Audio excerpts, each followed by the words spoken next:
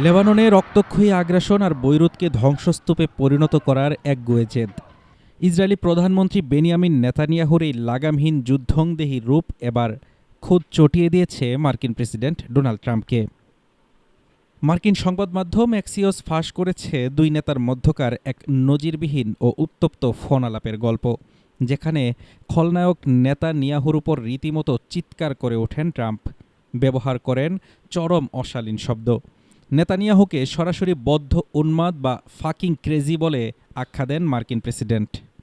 ট্রাম্পের ক্ষোভ কেবল গালিতেই সীমাবদ্ধ ছিল না, নেতানিয়াহুর চরম অকৃতজ্ঞতার মুখোশও খুলে দেন তিনি।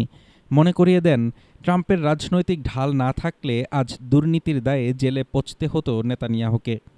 ট্রাম্পের স্পষ্ট বার্তা, আমি তোমাকে বাঁচাচ্ছি, অথচ তোমার আগ্রাসনের কারণে আজ বিশ্বজুড়ে সবাই ইসরায়েলকে ঘৃণা করছে।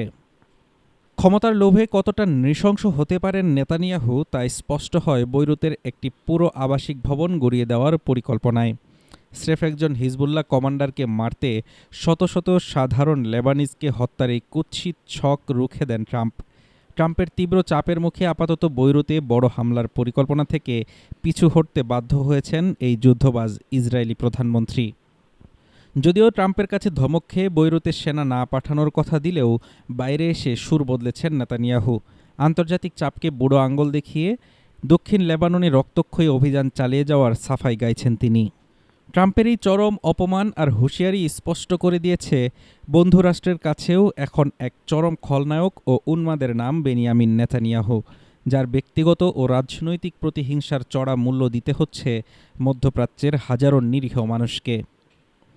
হাফিজুর রহমান তুষার, ঢাকা টুডে।